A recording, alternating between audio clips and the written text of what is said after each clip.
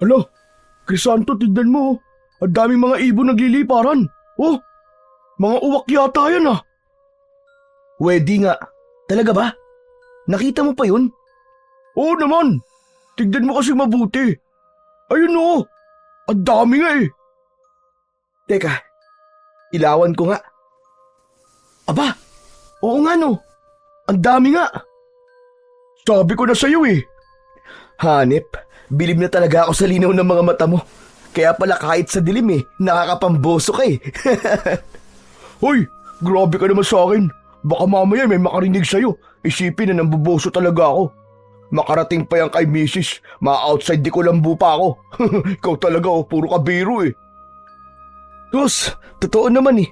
Paano ba naman kasi, maski ang dilim-dilim ng paligid nakita mo pa yung mga uwak na nagliliparan.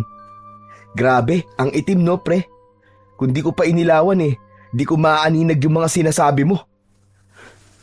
Huwag ka maingay. Tahimik na. Isarado mo na yung bibig mo. Ito naman, masyado ka namang nerbiyoso. Huwag ka mag-alala. Save sa akin ang sikreto mo. Wala namang makakarinig sa atin dito sa laot, no? Maliban na lang kung may sirena dito. Huwag ka naman manakot. Alam mo namang usap-usapan talaga na may sirena talaga dito eh. Pambihira ka naman oh. Talaga ba? Natatakot ka si Serena? Panakot lang sa bata yun. Hindi sila totoo. Nako, mabuti pa tara na sa pantalan. Siguradong pagkakaguluhan na naman ang huli nating mga isda. Tahimik na tumango si Dolpo habang pinagmamasdan pa rin ang mga uwak na lumilipad sa impapawid. Maya-maya pa ay bigla siyang napatingin sa tubig. Parang may anino sa ilalim ng mga alon. At pakiramdam niya ay may nagmamasid at sumusunod sa kanila. Samantala, si Crisanto naman ay abala sa pag-aayos ng mga lambat. Tila walang pakialam sa kakaibang pakiramdam ng kanyang kasama. Tahimik silang naglalayag papuntang pantalan. Ilang sandali pa, nang marating nila ang pangpang, nagsimula na silang magbaba ng isda. At tulad ng inaasahan, agad nga na dinagsa sila ng mga tinderang namamakyaw ng kanilang mga isda. At nang matapos ang kanilang pakikipagtransaksyon, umuwi na sila. Ang dalawa ay nakatira sa isang isla kung saan may maliit na komunidad. Maliwanag na nang makarating sila doon. Nakita nilang naghihintay na doon ang asawa ni Dolfo. Nagdadalang tao ito pero gustong-gusto nito na palaging magpunta sa pangpang para abangan ang pag-uwi ng kanyang mister. Grabe pre, anong gayuma ba ang ginamit mo sa asawa mo? Araw-araw na lang nakaabang sa pampang ha. Walang palya. Anong gayuma sinasabi mo? Ang sabihin mo, masyado siyang nabighani sa kagwapuan ko. Sus, sang bandang gwapo dyan, patingin nga. Siyempre, sa bandang mukha ko, alangan naman sa mukha mo. Wala kang ang jowa eh. Aray ko naman pre, pinipersonal mo na yata ako niyan ha? Ikaw talaga ha? Pabiro munang nag-wrestling ang dalawang magkaibigan bago nila dinaong ang bangka. At nang huminto sila at makababa, siniguro nilang nakatali ito para hindi tangayin ng alon. Agad namang sumalubong ang asawa ni Dolpo at niyakap pa ito. Hindi naman maiwasang makaramdam ng inggit si Crisanto sa pagmamahalan ng dalawa. Wala pa naman kasi siyang napupuso ang babae, kaya wala pa siyang nagiging nobya. Umuwi na lamang siya sa bahay. Dala ang isang malaking isda na hindi niya binenta para pang ulam nila ng tatay niya. Oh, nariyan ka na pala anak. Kumain ka na bago matulog Nakapaghain na ako. Salamat tay. Ito nga pala tayo. May uwi ako malaking isda. Aba, napakalaking isda naman ito. Hindi natin ito mauubos anak. Pero anak, para siguradong di masasayang, pagka nakaluto na ako mamayang tanghali, dalhan mo na lang yung anak ni Juana. Ayan na naman kayo tay Nirereto nyo na naman ako kay Isabel eh. Ano bang masama roon? Dalaga naman siya, binata ka naman. Aba, kung hindi ako kikilos anak, baka hindi ka na makapag-asawa. Tignan mo nga ang kaibigan mo si Dolpo. Magkakaanak na. Samantalang ikaw, bokya ka pa rin. Itay, manliligaw po ako kapag may napusuan na po ko. Sa wala pa po akong nakikitang babae na nagpapatibok po ng puso ko eh. Aba, ano pala ang kulang kay Isabel? Maganda naman siya, morena, sexy. Ang gusto mo naman yata kasi, malalabanos ang kutis tulad ng mga nakikita mo sa pantalan. Naku, Crisanto, kung ganung mga babae ang gusto mo, abay, aralin mo ang ibang trabaho. Hindi mo kayang ibigay ang luho ng mga yon sa pangingisda lang. Itay, hindi naman po sa ganun. Hindi lang po talaga si Isabel ang tipo kong babae. Mas matapang pa sa akin yun eh. Hindi kami talo nun. Ay nako, bahala ka nga. Pero sana naman, mabigyan mo na ako ng apo. Para naman kahit matanda na ako at hindi ko na kayang mangisda, ay may pinagkakaabalahan naman ako dito. Oo na po, Susubukan ko po tayo, huwag kayo mag-alala. Pwede na po ba akong kumain? Aba, hindi kumain ka, wala naman pumipigil sa'yo. Hindi ko naman dala ang kaldero. Sige na, kumain ka na. Napapailing na lang si Crisanto habang dumudulog sa mesa. Araw-araw na lang kasi na pinipressure siya ng kanyang ama tungkol sa pag-aasawa. Simula nang mag-asawa ang kaibigan niyang si Dolpo, ay hindi na din tumigil ang ama niya sa kakareto sa kanya, at ang pinakapaborito nitong ereto ay ang anak ng kumari nito. Pero wala talaga siyang gusto kay Isabel. Tuwing nagkikita sila ay nag-aaway sila at madalas pa nga na magkapikunan. Pagkatapos kumain ay nagpahangin lang ng konti sa labas si Crisanto, at nang antukin ay pumasok na siya sa kanilang kubo para matulog. Maaga kasi silang pumalaot ni Dolpo, lalo na't kalmado ang dagat kanina. Paglapat ng kanyang katawan sa kanyang higaang katre ay nakatulog siya kagad. Ilang sandali ang nakalipas, nagising siya sa tapik ng kanyang ama. Crisanto, gising na. Ano ka ba naman, bata ka? Talagang hindi ka makakapag-asawa niyan. Abay, tanghali na nakahilata ka pa. Tay, ang bilis niyo naman po manggising. Anong oras na po ba? 11:00 na anak, tanghali na. Nakaluto na ako ng ulam. Hala, sige na, bumangon ka na riyan. At bigyan mo ng ulam si Isabel. Anak ng tay naman eh. Akala ko po ba tapos na tayo kay Isabel? Kung talagang gusto niyo siya, bakit hindi kayo manligaw doon? Promise tay, hindi ako magagalit. Total matagal naman ang nasa langit si inay eh. Pwede ka na ulit mag-asawa kung gusto mo. Anak ng lintik na to, bakit akong pinag-aasawa mo? Ikaw ang mag-asawa, dahil tumatanda ka na.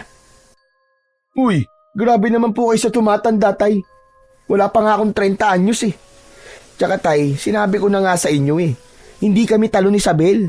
Kita niyo pong mas maton pang kumilos sa akin yung babaeng yun eh. Kung manliligaw man po ko, tay, ang gusto ko, dun sa babaeng kong kumilos ay babaeng babae. Anong sabi mo? Biglang natigilan si Crisanto nang marinig mula sa kanyang likuran ang boses ni Isabel. Kinabahan siya ng todo at ramdam na ramdam niya ang mabilis na tibok ng kanyang puso. Hoy! Ikaw na magaling na lalaki ka! Kung hindi mo ako gustong ligawan, aba, mas lalong ayaw ko magpaligaw sa katulad mo. Tsura mo, kala mo pogi. O, Isabel, Ineng, nariyan ka pala. Nagbibiro lang naman itong binata ko. Huwag mo na siyang pansinin. Sige po. Siya nga po pala man Tiburcio. Pinibibigay po ni Inay itong biko na niluto niya. Para sa inyo lang po ito ha. Hindi pwedeng kainin ng iba riyan. Di wag. Kahit gaano pa kasarap ang luto ni Aling Juana, hindi ko talaga kakainin kapag ikaw ang nagdala. Baka lagyan mo pa ng gayuma yan Mainlove pa ako sa'yo. Abat, ang kapal ng mukha nito Kung manggagayuma lang din naman ako, pipili na ako ng gwapo, hindi katulad mo. Aba, Bakit? Guwapo naman ako ah. Pero sorry, hindi ako magpapagayuma sa'yo, no? Abat! Talagang ginagalit mo ko, no? Anong gusto mo, ha? Halika dito! Magkasubukan tayo! Oh, kita mo na, Tay. Kita mo na. Ganyang babae ba ang gusto mo manugangin? Masahol pa sa mato na. Anong sabi mo? Buisit kan talaga! Nagtaas na ng manggas si Isabel habang nakaamba na ang pagsuntok. Akala mo isang lalaking siga na nag-aamok ng away. Hindi alam ni Crisanto kung bakit sila inirereto ng mga magulang nila. Simulat sa pool naman ay magkaaway na silang dalawa na parabang aso at pusa. Biglang sumulpot si Dolfo. Oh, ano na naman ba yung away na yan? Alam nyo kayong dalawa? Bakit hindi na lang kayo magmahalan kaysa lagi kayo nag-aaway? Tatandang dalaga na lang ako. Kung si Crisanto lang din naman na mapapangasawa ko. Aba, akalain mo yun, dalaga ka pala. Hindi halatang dalaga ka eh. Leche ka! Kung hindi dahil kay inay at Mantibursyo, never akong aapak sa pamamahay mo. Ay nako, makalayas na nga. Ang baho ng amoy dito. Padabog na lumabas ng kubo si Isabel. Sinuntok pa nga nito ang pinto bago tuluyang makalabas. Naiwan naman si Crisanto na naiinis dahil sa ginawa ng babae. Pre, paamuhin mo kasi yung babae. Ginagalit mo eh. Kaya nga naman, turuan mo nga na magpaamo ang kaibigan mo, Dolpo. Para naman hindi na pag-iiwanan. Sige po, Tatay Tiburcio. O ano pre, kailan ko sisimulan ng pagtuturo sa'yo? Si Raulo, saka pa dyan. Diyan ka na nga. Uy, sandali lang. Ito naman hindi na mabiro. Kaya nga pala ako pumunta dito ay para tanungin ka kung pwede ba tayo ulit pumalaot bukas. Ano ka mo? Gusto mong pumalaot ulit? Aba, sumisipag ka yata ngayon. Oo kailangan eh. Alam mo naman kabuanan ni Mrs. Tsaka madami ang isdang nahuhuli natin ngayon. Ayoko naman sayangin ang pagkakataong kumita, di ba? Di gaya ng dati. Madaling araw pa rin tayong papalaot. Dating oras ha. O sige, Chong. Salamat. Sige. O yan. Ganyan ang masarap sa pag-aasawa, Crisanto. Yung may pinaglalaanan ng kita. Ay nako, si tatay naman oo. Bakit tay? May pinaglalaanan din naman ako ng kita ko ah. Hindi naman nasasayang eh. Sus! Ay siya nga pala, Dolpo. Di ba't malapit ng mga nakang asawa mo? Di ba't dapat binabantayan mo na? Kasi anumang oras, baka manganak na yon. Opo, Tatay Tiburcio. Pero sabi naman po ni Aling Juana na hindi pa siya manganganak ngayong araw. Kailangan ko po kasing kumayod para din may pera kami sa paglabas ni baby. Sige, ikaw ang bahala. Pero huling palaot mo na yan para may kasama ang asawa mo. Hindi natin alam, hindi ba? Opo. Nagpaalam na si Dolfo. Nang sila namang mag-ama ang naiwan, muling ipinilit ni Mang Tiburcio na dalhan ng ulam ang dalaga. Dahil sa konting pag-aaway kasi ng dalawa, kanina ay nakalimutan na nitong ibigay ang ulam kapalit ng biko na ibinigay nito. Samantala, mabilis na lumipas ang mga oras at sa muling pagsapit ng madaling araw, muling pumalaot ang magkaibigan. Pagdating sa laot, sa isang hagis pa lang ng lambat ay nakahuli na kagad sila ng maraming isda. Tuwang-tuwa si Dolfo. Konting oras lang ang inilagi nila dahil sapat na ang dami ng huli nilang isda. Kagad silang nagpunta muli sa pantalan para ibenta ang mga ito. Medyo may kalakihan ang kinita nila ng araw na yon. Samantala, pagbalik nila sa isla ay nagtaka si Crisanto nang makitang wala ang asawa ni Dolfo sa pangpang. Oh, ngayon lang yata wala ang asawa mo, pre. Araw-araw na nakaabang sa yun, pero ngayon lang pumalya. Oo nga eh. Ano kaya nangyari? Hindi kaya nanganak na siya, pre? Maya-maya, habang itinatali nila ang bangka, dumating si Mang Tiburcio Tumatakbo ito palapit. Dolfo! Dolfo, iwan mo na yan, bilis! Bilisan mo, umuwi ka na! Oh, bakit to? Ano po nangyari? Basta umuwi ka na lang iyo. Kami nang bahala dyan. Sige po. Mabilis na tumakbo pa uwi si Dolfo. Dala ng sobrang pag-aalala sa asawa. Mabilis na itinali ni Mang Tiburcio ang bangka at pagkatapos ay kinausap niya ang anak. Anak, sundan na natin ang kaibigan mo. Tara na. Teka, tay, bakit po ba? Ano po bang nangyari sa asawa niya? Nanganak na po ba? Bago pa makasagot si Mang Tiburcio, ay narinig nila ang malakas na pag-iyak ni Dolfo. Malapit lang kasi ang bahay nito sa Pangpang. Diyos ko po! Asawa ko! Sino may gawa nito sa'yo?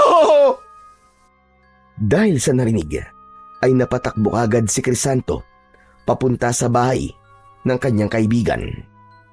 Pagdating doon, ay nadatnan niyang nakahiga sa papag ang asawa nito. Manipis na ang tiyan at nababalutan ng kumot ang katawan. Napakapusyaw ng mukha nito na para bang wala ng buhay. Diyos ko, ano nangyari kay Dina, tay? Mukhang inaswang, anak. Kinuha ang sanggol sa tiyan niya. Paano nangyari yun? Wala namang aswang dito sa atin, ah. Hindi ko nga rin alam eh. Nakita na lang namin si Dina. Nawakwak ang tiyan at wala na ang sanggol. Patuloy ang malalakas na pag-iyak ni Dolfo. Hindi makapaniwala ang lahat sa sinapit ng asawa. Diyos ko, patawarin mo ako, Dina, asawa ko. Hindi na lang sana kita iniwan na mag-isa. Hayop ang mga aswang na yan. Hayop sila. Papatayin ko sila. Papatayin ko sila. Halos magwala sa galit si Dolfo. Hindi nito malaman ang gagawin kung lalabas ng kubo o yayakapin ang asawa. Sa huli ay napaluhod ito sa tabi ng papag bago umiyak ng malakas at piniling yakapin ang asawa. Awang-awa naman si Crisanto kay Dolfo. Ang tagal bago naimasmasan si Dolfo. Ramdam ni Crisanto ang labis na pagdurusa ng kaibigan niya dahil asawa't anak nito ang nawala. Hindi siya umaalis sa tabi nito para umalalay. Naimasmasan man si Dolfo sa pag-iyak ay bakas naman ang galit sa mukha nito. Ano ba nangyari sa asawa ko? Bakit nangyari sa kanya yun? Bakit? Bakit? Nakarinig na lang kami ng malakas na sigaw mula sa kubo nyo. Nang puntahan namin, ay nakakita kami ng mga ibon sa bubong ng bahay nyo. Nagliparan ng mga ito paalis. Tapos nang pasukin namin si Dina, wala na. Wakwak na ang tiyan niya. Mga uwak po ba tinutukoy yung ibon, Mang Tiburcio? O, Dolfo, hindi ko nga alam kung saan galing ang napakaraming uwak na yun eh. Dati naman nang may mga uwak dito. Pero kakaibang mga yun, ang dami nila. At sama-sama kung lumipad. Mga lintik na ibog yun. Papatayin ko sila. Papatayin ko sila lahat. Agad na kinuha ni Dolfo ang terador niyang nakasabit sa haligi ng kubo at pagkatapos ay mabilis na lumabas ng bahay. Mabilis namang sinundan ni Crisanto ang kanyang kaibigan. Dolfo! Dolfo, sandali! Dolfo, sandali! Kumalma ka lang! Dolfo! Kumalma! Kung ikaw ang namatayan ng asawa at anak, kakalma ka ba, ha? Kakalma ka ba? Palibasa! Hindi mo nararamdaman ang nararamdaman ko. Kasi wala ka namang asawa at anak.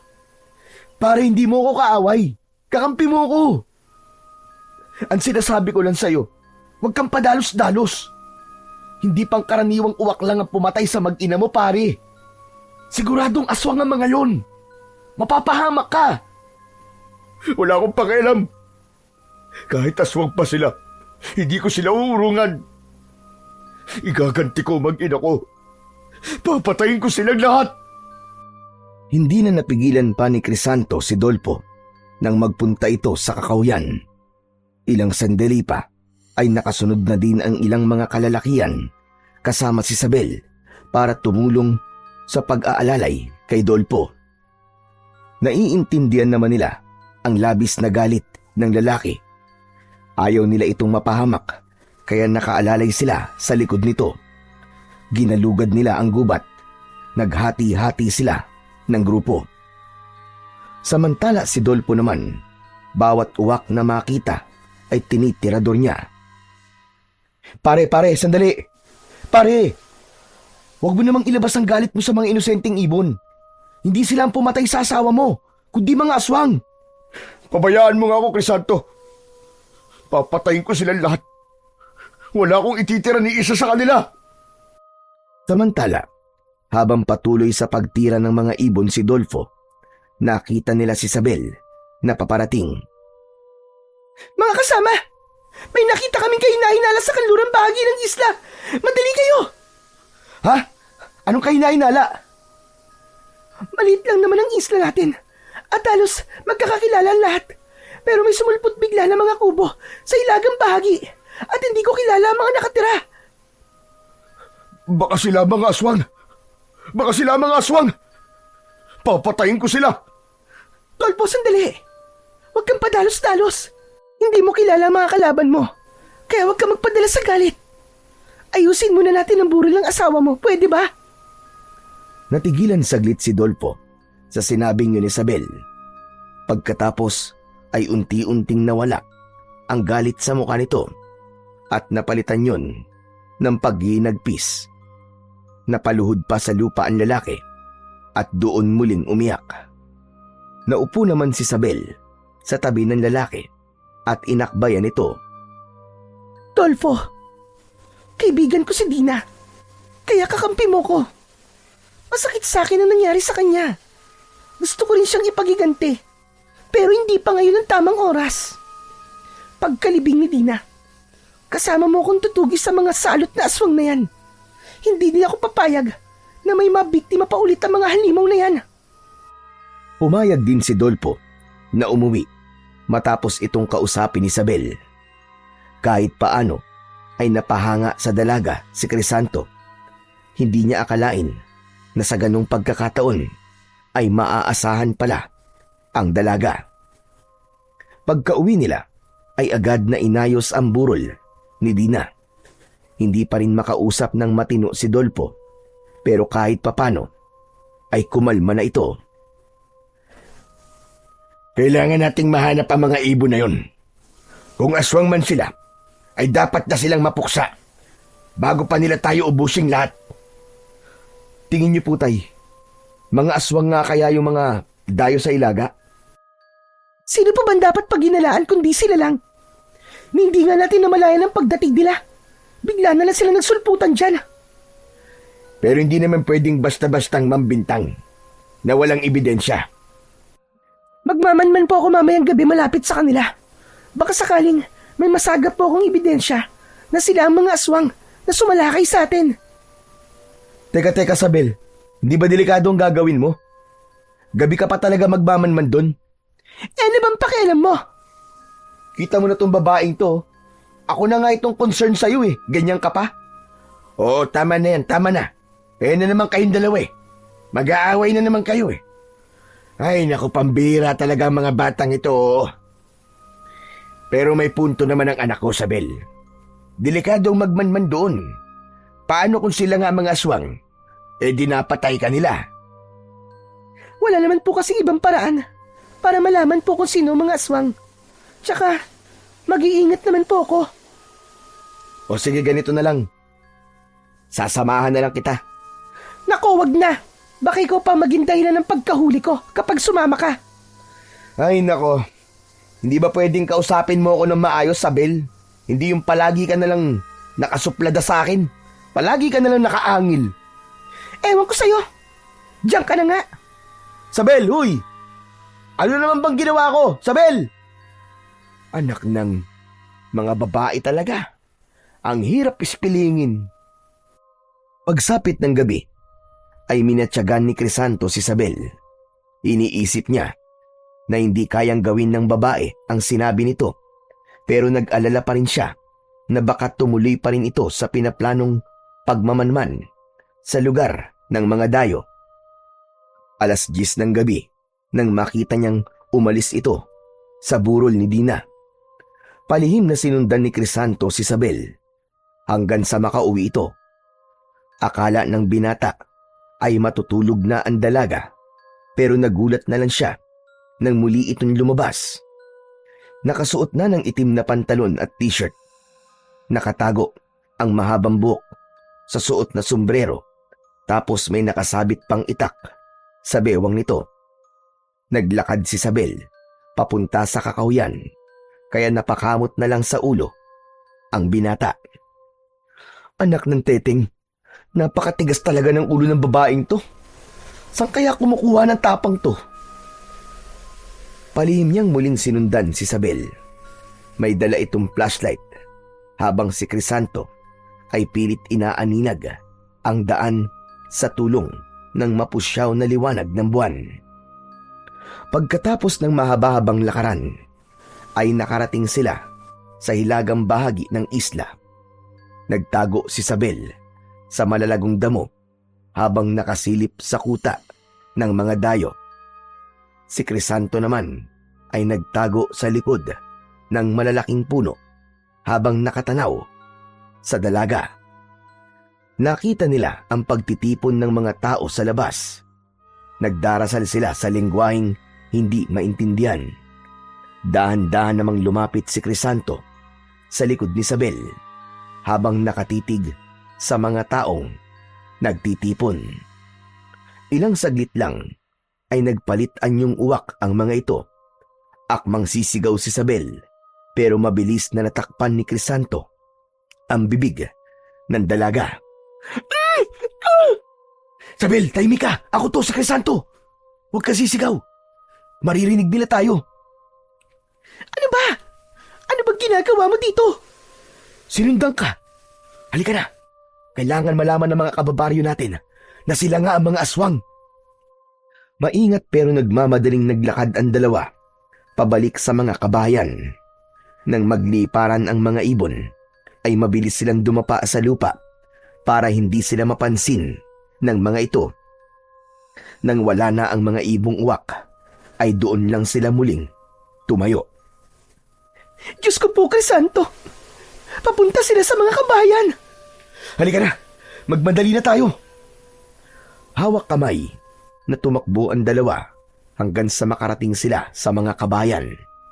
Nagkakagulo ang mga tao dahil sa mga nagliliparang uwak sa paligid. Lalo na sa burol ni Dina. Nagpulasan ang mga tao at pumasok sa kanya-kanyang mga bahay. Ang natira na lang sa burol ay si Dolpo at ang mga magulang ni Dina. Natigilan naman sila Crisanto at Isabel sa hindi kalayuan at parehong nakatanaw sa mga ibon. Mula doon ay rinig nila ang pagsigaw ni Dolpo. Mga walang hiya! Papatayin ko kayong lahat! Uubusin ko kayo! Dolfo, pumasok ka na sa loob ng bahay! Huwag kang lalabas! Mapapahamak ka! Nakasilip lang si Mang Tiburcio sa bintana ng bahay nila. Hindi naman nagpapigil si Dolfo at lumabas pa rin ito. Wala nang nagawa si Mang Tiburcio kundi panoorin mula sa bintana ang ginagawa ni Dolfo. Hindi na nga napigilan pa si Dolfo ng mga magulang nito, lalo na nang damputin nito ang terador at mabilis na lumabas ng bahay. Pumulot ito ng bato at inasinta ang isang uwak. Tinamaan naman ang ibon at bumagsak sa lupa. Ngunit ang nakagigimbal pa doon ay nagpalit anyong halimaw ang ibon nang lumapag ito sa lupa. Napuno ng takot ang mga tao, lalo na nang magsipaglapag na rin ang ibang mga ibon sa anyong halimaw. Sige! Dakpin ang lalaking yan! Kunin ang lahat ng mga taong makukuha ninyo! Nagsimulang maging bayulente ang mga aswang. Lahat ng kubo ay winasak ng mga ito para mapalabas ang mga tao. Na puno ng iyakan at sigawan ang islang yon. Sina Crisanto at Sabel naman ay mabilis na nagtago habang kuyom ang kamaong nakamasid sa nangyayari sa mga kaisla. Bitiwan niyo ako, mga hayop kayo! Mga demonyo kayo! Pagbabayaran niyo ang ginawa niyo sa asawa ko! Matapang ka, lalaki. Wala ka nang laban. Napakayabang mo pa rin. Paano mo kami mapapaslang kung biyag ka na namin? Hindi ko man kayo mapatay ngayon. Pero darating din ang karma yung tandaan niyo yan. Mga hayop!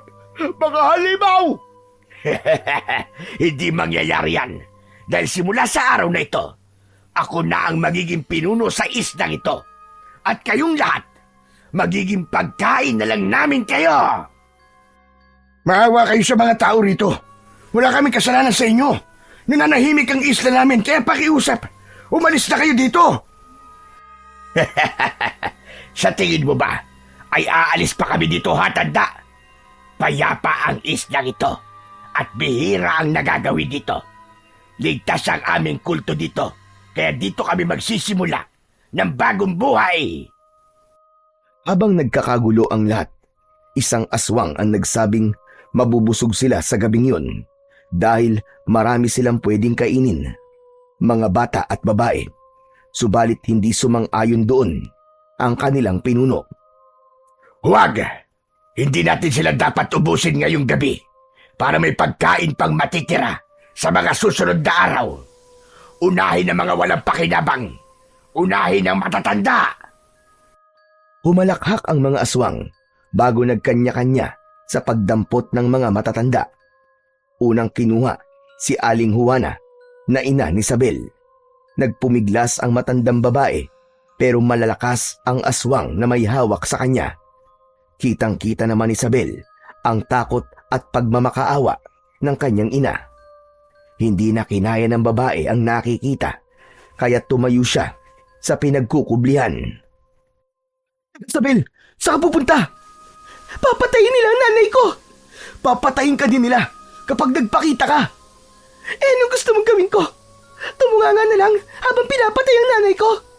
Kung naduduwag ka, magtago ka na lang dito! Pero pabayaan mo akong makalis! Mabilis na nakatakbo si Sabel, palapit sa kanyang ina. Wala nang nagawa pa si Crisanto kung hindi ang magtago habang nagdarasal na sana ay walang mangyari sa mga mahal niya sa buhay. Mga hayop kayo! Bitiwan niyo ang nanay ko! Hulihin ang babaeng yan! Tignan nyo kung may kasama pa siya! Mabilis na kumilos si Crisanto at tumakbo siya papasok sa madilim na bahagi ng kakawyan. Hindi siya tumigil sa pagtakbo hanggang sa narinig niya ang malakas na sigaw ng aswang. Nakita na siya ng mga ito na tumatakas. Hanapin ninyo! Hindi rin naman makakaalis sa isla ang taong yon! Nagpatuloy siya at hindi tumigil hanggang sa makarating sa kabilang bahagi ng isla. Nakita niya ang pampang. Walang tao. Wala na rin siyang ibang matatakbuhan. Lalo at alam niyang nakasunod sa kanya ang mga aswang sa kakawyan. Maya-maya pa ay dumating na ang kanyang mga kalaban. Unti-unti siyang napaatras hanggang sa ang tubig ay naramdaman na niya sa kanyang mga paa. Mariing napapikit si Crisanto nang maalala ang kanyang ama. Matanda na rin ito at tiyak na isa ito sa mga papaslangin. Nilingon niya ang mga humahabol sa kanya. Nasaan yung halimaw na ang mga ito at naglalakad palapit sa kanyang kinaroroonan. Itay, patawarin mo ko. Kung mahuhuli nila ako, katapusan na nating lahat.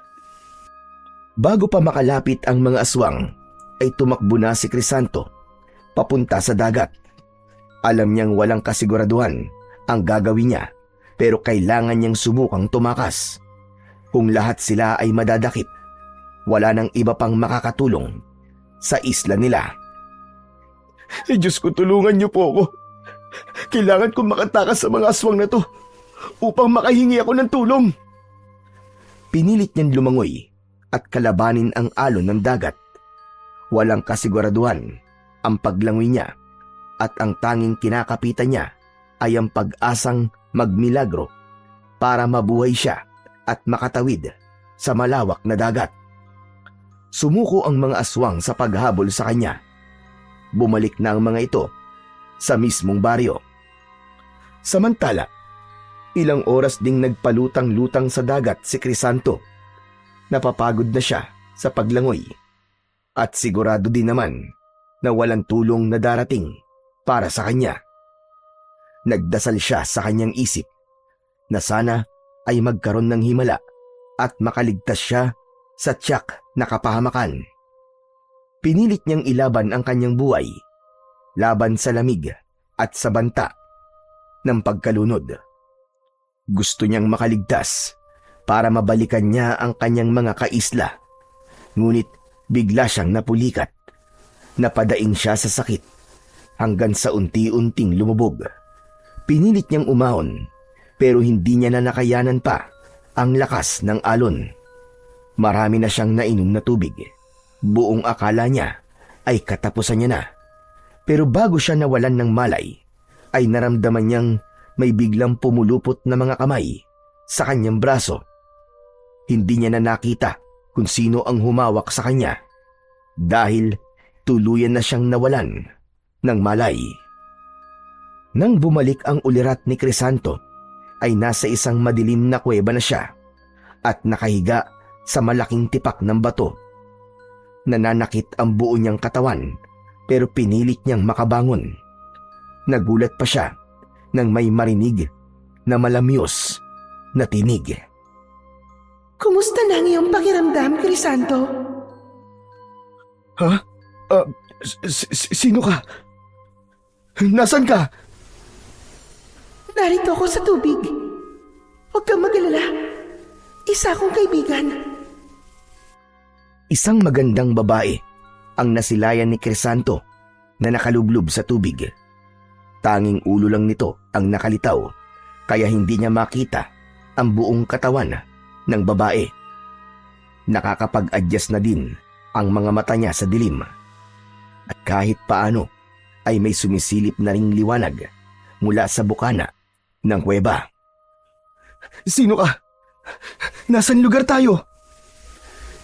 Narito ka sa lugar ko. Nalunod ka sa dagat. Kaya dinala kita dito. Isang araw kang walang malay. Teka, naaalala ko na. Tumakas ako mula sa mga aswang na gustong sumakop sa isla. Pinulikat ng pa ako, kaya nalunod ako. Salamat sa tulong mo ha, kaibigan. Ang ginawa kong pagsagip sa buhay mo ay pasasalamat ko din sa pagsagip mo sa amin. Ano? Pagsagip sa inyo?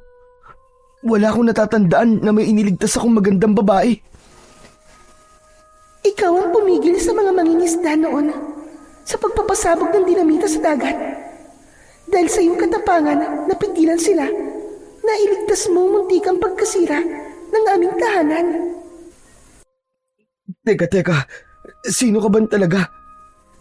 Hindi ko kasi maintindihan ang mga sinasabi mo. Anong tahanan ng muntik masira? Ang dagat? Ibig sabihin, nakatira ka sa dagat?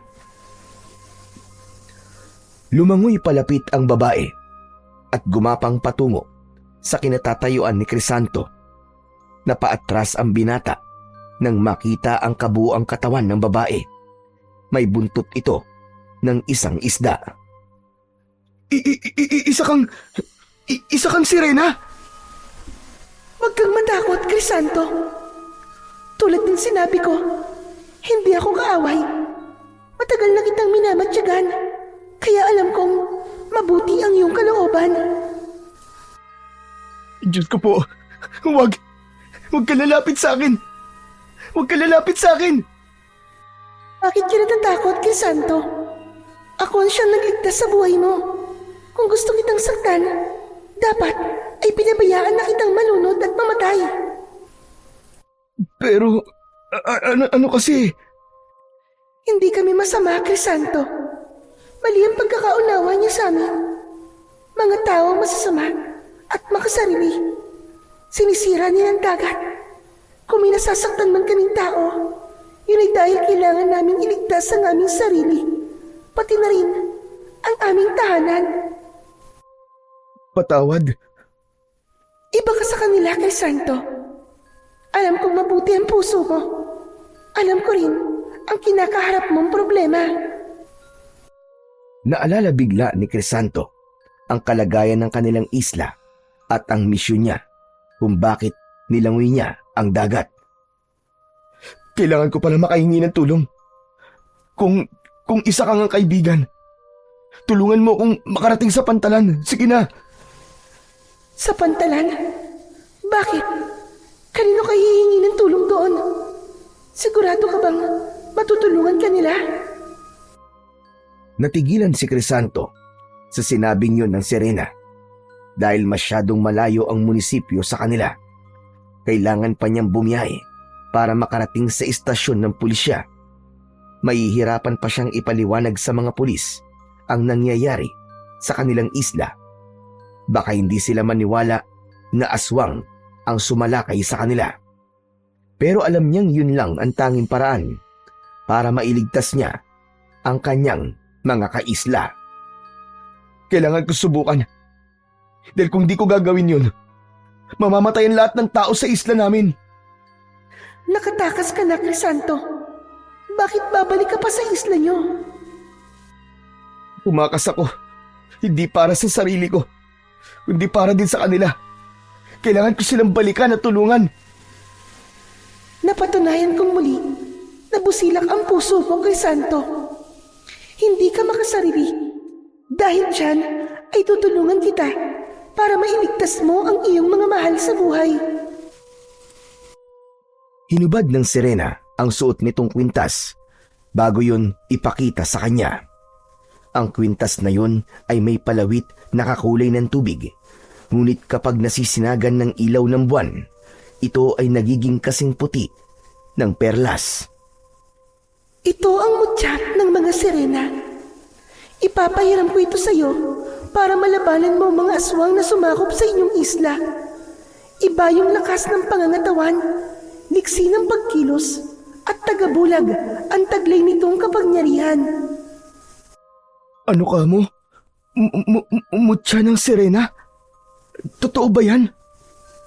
Nakikita mo naman ang aking anyo, hindi ba? Ako ang patunay na totoo ang Serena, pati na rin ang aming mutya.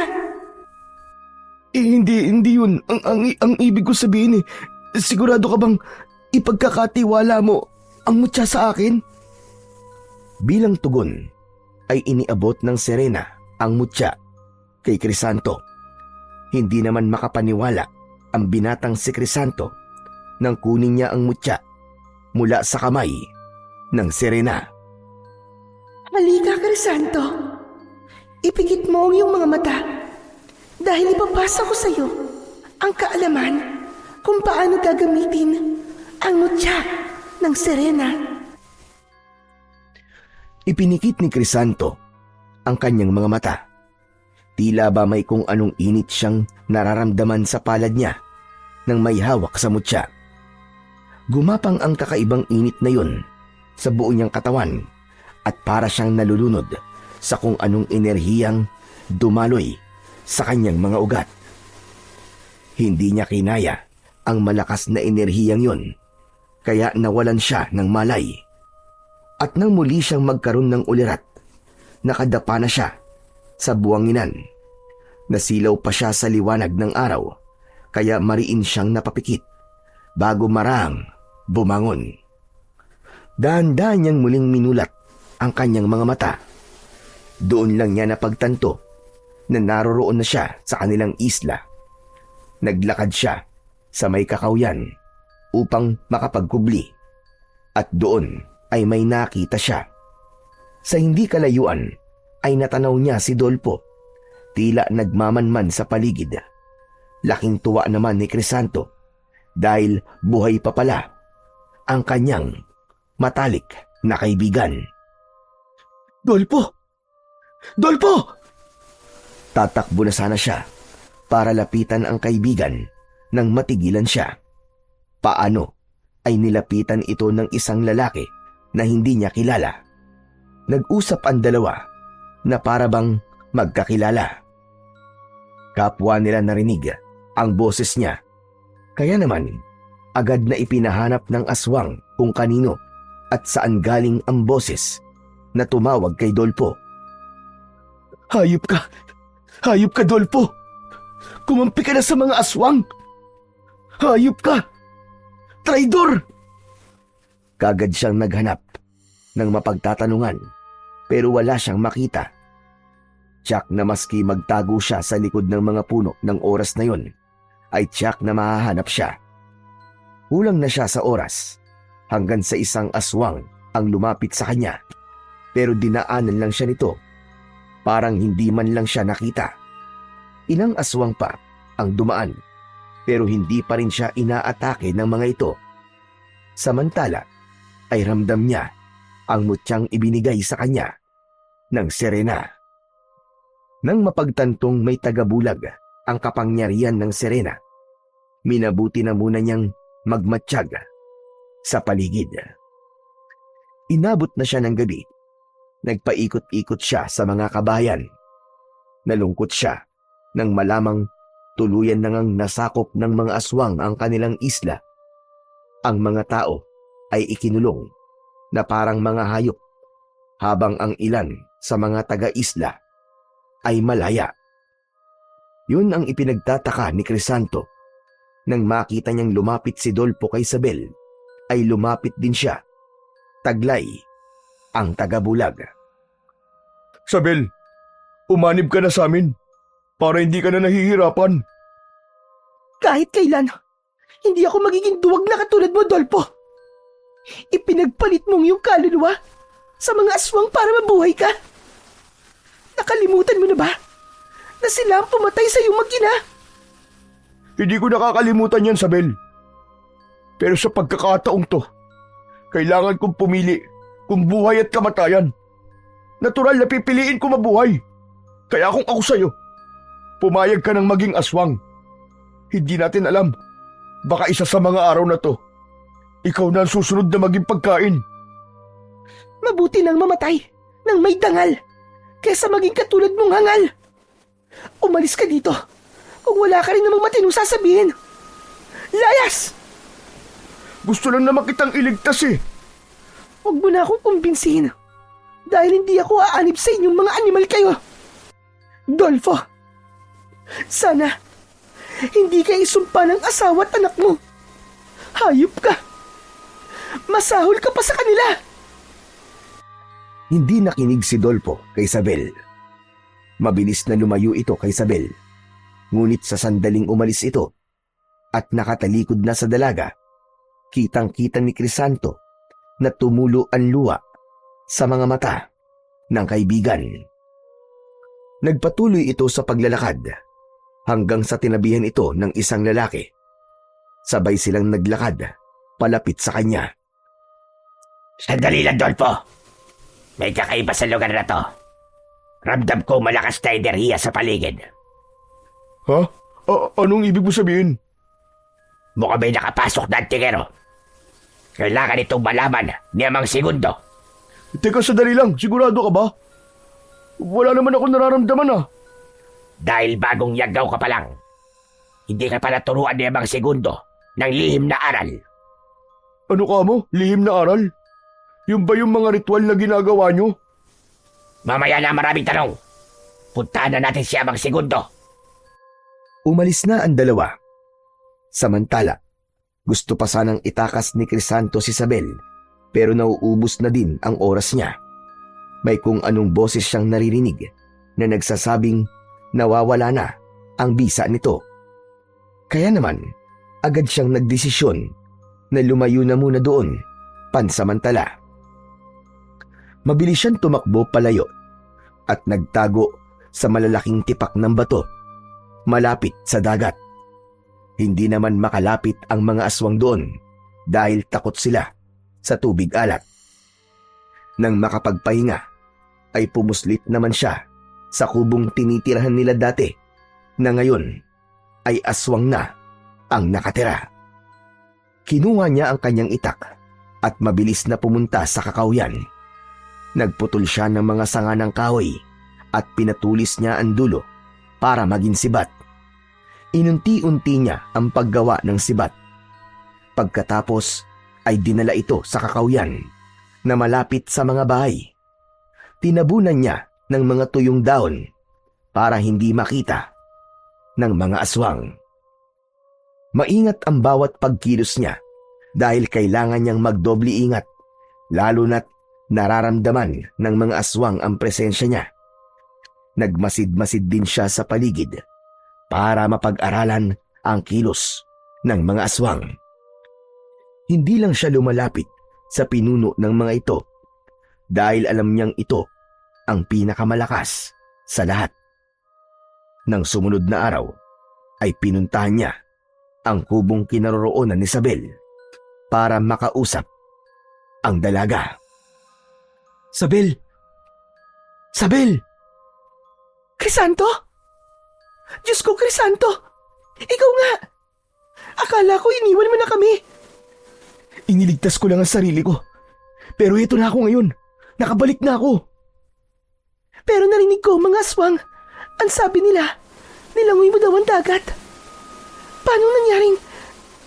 Paano ka nakaligtas? May awa pa rin ng Diyos sa atin, Isabel.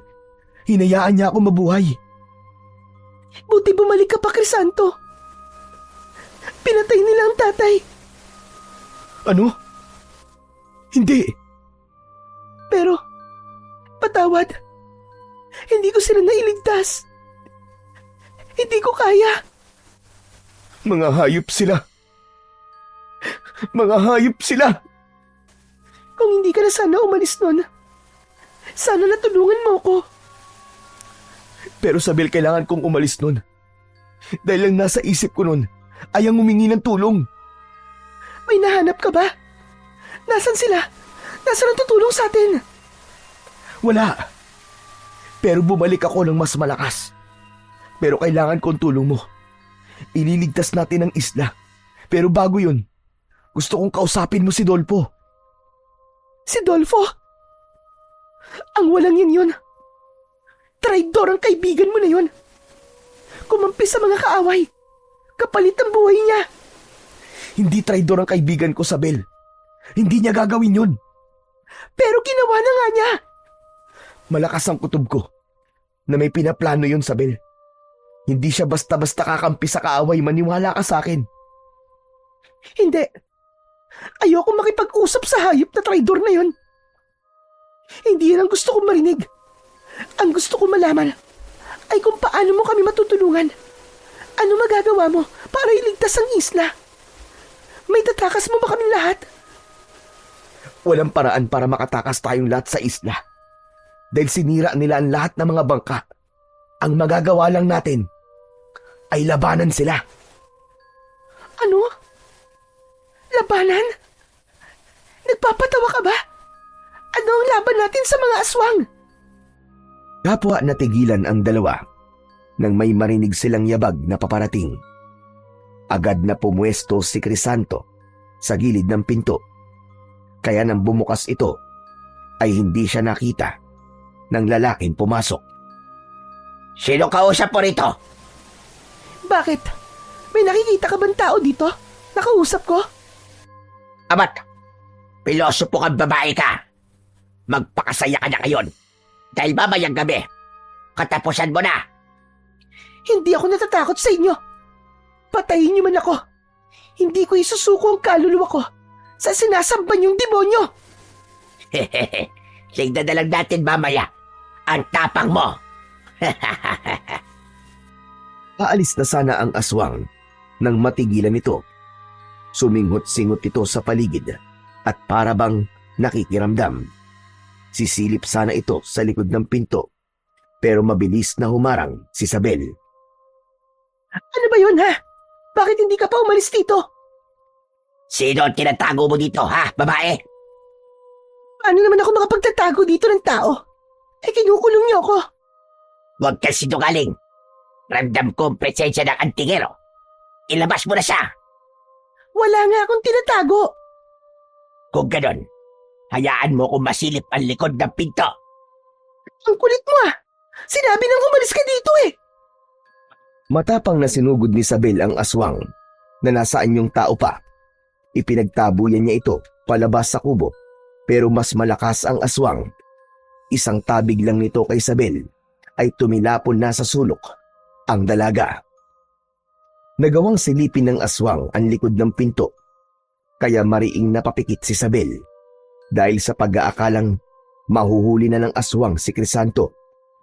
Mabuti na lang at nagkaroon ulit siya ng tagabulag sa tulong ng kanyang mutya.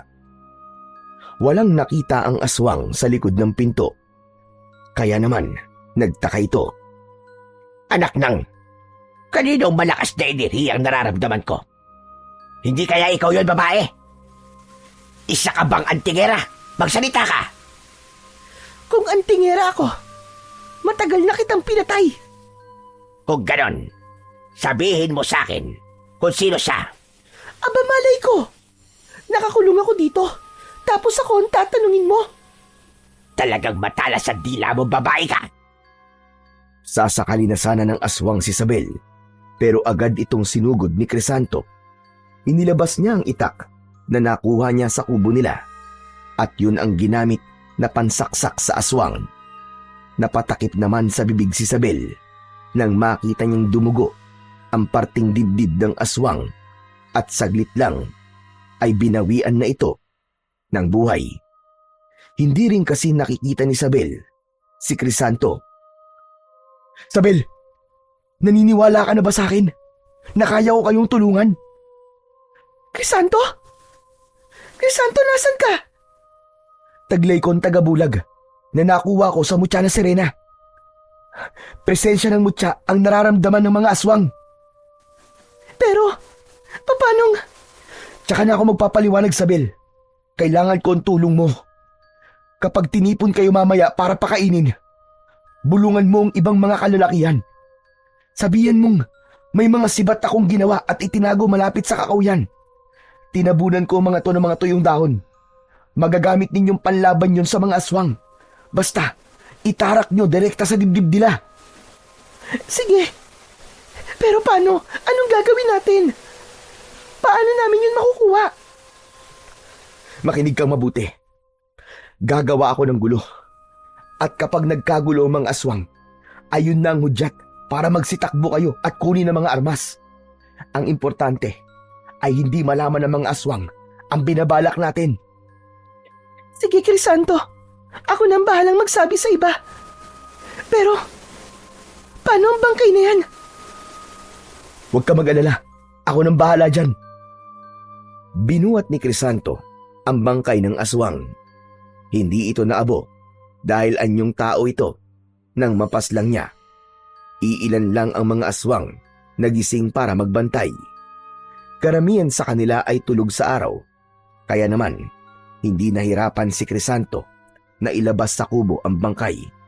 Dinala niya ito sa harap ng kubong tinitirhan ni Segundo. Matapos yun, ay bumalik na siya sa dagat para planuhin ang gagawing paglusob mamayang gabi. Magdadagdag pa siya ng mga sibat para mas maraming magamit ang mga kalalakihan kapag nagsimula na ang pakikipaglaban nila sa mga aswang. Habang naglalakad, ay nakita niya ang ibang mga aswang na nagbabantay sa paligid. Hindi kasama ang kaibigan niyang si Dolpo sa nakatokang magbantay doon ng araw na yun. May mga inaatasan kasi ang pinunong si Segundo para magbantay sa dating daungan ng mga bangka para makita kung may darating o aalis. Wala na din naman ang mga bangkang pangisda doon dahil sinira na ito ng mga aswang. Agad na naalala ni Crisanto ang kanyang ama, pati na ang mga kababayan niyang pinatay ng mga ito. Nakaramdam siya ng matinding galit. Mga hayop kayo! Magbabayad kayong lahat! Magbabayad kayo sa ginawa niyo sa amin! Hinugot niya ang itak na nakasukbit sa bewang niya bago marahang nilapitan ang isang aswang. Agad niya itong sinaksak sa bandang dibdib. Hindi man lang namalayan ng mga kasama nito ang ginawa niyang pagpatay. 5 aswang ang naroon, kaya kailangan niyang magdahan-dahan para hindi siya mapansin ng mga ito. 1 aswang pa ang nakahiwalay sa mga kasama, kaya iyon ang pinuntirya niya. Agad niya itong sinaksak sa bandang dibdib din, na agad nitong ikinamatay. 3 aswang na lamang ang natitira at nagkukumpulan ang mga ito. Hindi naman siya nakikita, kaya marahan siyang lumapit sa kinatatayuan ng mga ito. Nang makalapit siya, ay naalerto ang mga aswang. Parang nararamdaman ng mga ito ang presensya niya. Sinugod ni Crisanto ang 1 aswang na akmang tatakas. Tinaga niya ito na tinamaan naman sa balikat. Lalong nataranta ang 2 pang aswang na kasama nito. Lalo na nang mapadapa sa lupa ang nataga niya. Hindi na siya nag-aksaya pa ng panahon at agad na sinalakay ang isa pa. Tinaga niya ang leeg nito.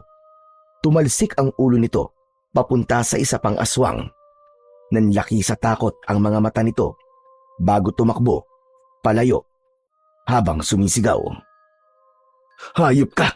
Tatakas ka pa! Wala ka ng kawala! Papatayin kita! Maliksing kumilos si Crisanto dahil na rin sa tulong ng mutya ng Serena. Nahabol niya ang tumatakas na aswang at agad na tinaga sa likod. Humiyaw sa sakit ang aswang, pero hindi niya na ito hinayaang makatakbo pa. Sinaksak niya kagad ito sa dibdib na agad nitong ikinamatay. Binalikan naman niya ang 1 pang aswang na nataga niya sa balikat. Gumagapang ito sa lupa dahil hindi na nito maigalaw ang 1 braso. Tinapakan naman ito ni Crisanto sa likod, kaya napadaing ito sa sakit. Sino kang lapastagag ka? Magpakita ka sa akin kung talagang matapang ka. Magpakita ka! Kayo ang mga lapastangan. Mga demonyo kayo. Hindi nyo lang inangkin ang isnang ito. Ginawa niyo pang masahol sa baboy ang mga nakatira dito. Mga demonyo kayo! Humanda ka kay Amang Segundo. Hindi ka niya bubuhayin. Ang ama niyo ang humanda sa akin. Pagbabayaran niya ang ginawa niya sa islang ito at sa mga tao dito. Hindi mo siya kaya. Papatayin ka rin niya. Ah, ganon. Sayang. Dahil mauuna ka, hindi mo na makikita kung paano ko papaslangin ang minamahal mong Amang Segundo. Tinagpas ni Crisanto ang ulo ng aswang. Nagtalsikan pa ang mga dugo nito sa kanya. Paalis na siya nang marinig niya ang mga nagkakagulong aswang. Narinig ng mga ito ang pagtawag kanina ng aswang na napaslang niya. Mabilis namang tumakbo si Crisanto papunta sa lugar na kanyang pinagtataguan. Sa lugar kung hindi siya kayang puntahan ng mga kalaban. Subalit nakita siya ng ilang aswang at itinuro siya kagad sa pinuno nila. Hindi maintindihan ni Crisanto kung paano siya nakita, gayong hindi pa oras na mawalan ng bisa ang kanyang tagabulag. Huliin ninyo at iharap sa akin ang buhay. Ako ang magpaparusa sa kanya. Napagtanto ni Crisanto na iba-iba ang kakayahan ng mga aswang. Ang iba ay nakararamdam lang dahil mas mababaw pa lang ang kaalaman nila sa lihim na aral, habang ang iba naman ay mas biyasa na at may kakayahan ng makakita kahit sa mga nagkukubling kalaban, kahit pa sa mga may tagabulag na kagaya niya. Mas binilisan ni Crisanto ang pagtakbo nang habulin siya ng mga aswang. Hindi pa naman sila makapagpalit ng anyo dahil maliwanag pa ang paligid. Nang makarating sa dagat, ay agad siyang nagtago sa malalaking tipak ng bato. Dahil doon ay hindi na siya nasundan pa ng mga aswang. Nakatayo lang ang mga ito, malayo sa baybayin, pero nakatanaw sa kinaroroonan niya. Alam niyang takot ang mga ito sa tubig alat. Akala mo ba makakatapak ka pa sa islang ito? Hanggang diyan ka na lang, lapastangang lalaki. Maghintay kayo dyan! Wala akong pakialam na mamuti ang mga mata nyo sa kakahintay sa akin! Nagbantay nga ang mga aswang upang hindi siya muling makapasok sa isla. Samantala, pagsapit ng takip silim, ay umalis na si Amang Segundo na pinuno ng mga aswang. Natira na lamang ang iba pang mga aswang para magbantay sa kanya. Mga siraulo! Magbantay kayo hanggat gusto nyo! Taglay niya ang mutya ng sirena, kaya naman may kakayahan siyang lumangoy at pumailalim sa tubig ng matagal. Naghanap siya ng ibang madadaanan upang muling makapasok sa isla. Nang makahanap, ay agad na siyang umahon at naglakad papasok sa kakawyan. Subalit may nakakita ulit sa kanya. Anak nang, nalintikan na! May bantay din pala dito! Inihanda niya ang sarili niya sa pagsugod ng mga aswang. 3 aswang ang nandoon at agad na pumalibot sa kanya. Sumugod ng isa at hinawakan siya sa balikat. Agad naman itong napasok, kaya napaatras. O ano? Lumapit pa kayo! Akala ko ba kaya niyo ko? Ano? Lapit pa! Lapit! Napaatras ang mga ito habang patuloy sa pag-angil. Kung ayaw niyo lumapit, sige, ako na lang ang lalapit sa inyo! Mabilis na tumalikod ang mga aswang at akmang tatakbo sana nang umabante siya. Subalit dahil sa taglay niyang bilis ay agad niyang nilapitan ng mga ito at gamit ang kanyang itak, tinaga niya ang isa. Ngunit maliksing nakaiwas ito sa pag-atake niya. Pinagtawanan pa siya ng mga aswang. Pinakalma niya ang sarili. Maya-maya pa ay tila bumubulong na sa kanya ang mga alon. Narinig niya ang tinig ng sirena. Malayo yun, pero naiintindihan niya. Itinuro nito ang orasyon na dapat niyang sambitin. Mabilis siyang kumilos. Ang kanyang liksi ay katulad ng sakidlat. Sa gulat ng mga aswang, isa ang nagsabi na kailangang tawagin na nila ang kanilang mga kasama. Hindi ako papayag na makaalis pa kayo. Ano kayo, mga hilo? Mga hayop kayo. Para to sa tatay ko! Dumaing sa sakit ang unang aswang na kanyang nasaksak. Ito pa! Para sa lahat ng mga pinatay nyo! Muli ay sinaksak niya ito hanggang sa mamatay. Papatakas na ang 2 aswang, pero mabilis niyang nahabol ang isa pa. Nagmamakaawa ito ng gusto sa kanya na wag papatayin. Nagmakaawa din ang mga pinatay nyo. Pero nakinig ba kayo, ha? Nakinig ba kayo? Papatayin ko kayong lahat. Hindi kayo dapat kaawaan! Mabilis ang bawat galaw ni Crisanto. Napatay niya ang 2 aswang, habang ang isa na mas malakas at may kakayahang makakita sa kanya ay mabilis na nakatakbo at nakalayo para magtawag sana ng mga kasama. Hinabol niya ito at agad namang naabutan. Ang lalaki ay biglang nagbago ng anyo at inihanda ang sarili sa malakas na pag-alulong, pero mabilis na dinamba ito ni Crisanto. Nagpambuno silang 2 hanggang natumba at nagpagulong-gulong sa lupa. Unang nakatayo si Crisanto, kaya pagtayo ng aswang ay tinaga niya ito sa likod. Isang mahaba at malalim na hiwa ang tinamo ng aswang. Dahil sagrado ng orasyon at nababad sa tubig alat ang itak, ay agad na umusok ang sugat ng aswang hanggang sa magliyab ang katawan nito at tuluyang tupukin ng apoy. Aalis na sana si Crisanto, pero nagsidatingan ang mga aswang na kanina ay nagbabantay sa kanya sa pangpang. Pinalibutan siya ng mga ito, kaya umusal siya ng proteksyon bago sinugod ang isang aswang. Natutuyo na ang katawan niya, kaya wala na ang tubig alat na pumuprotekta sa kanya. Galit na galit ang mga aswang sa kanya. Minumura at sinusumpa na siya ng isa. Ang dami mong sinasabi, hayop ka! Tapusin na natin to! Sumugod si Crisanto habang iwinawasiwas ang itak. Malakas ang puwersang inilalabas niya, kaya hindi makalapit ang mga aswang. Kayang-kaya niyang sabayan ang liksi ng pagkilos nila. Nagpalit ng anyong halimaw ang mga ito. Sumugod ang mga ito sa kanya, pero bago pa siya makalmot ay tinamaan na ng talim ng kanyang itak ang isa sa mga ito. Lumalabas lang ang tapang nyo dahil marami kayo. 5 laban sa isa. Hindi kaya ako lugi niyan? Pinagtawanan siya ng mga aswang. Tinawag na duwag at walang kwenta si Crisanto. Ano? Ako duwag? Mga diablong buwang kayong lahat! Papatayin ko kayo! Papatayin ko kayo! Nagkaroon ng matinding laban.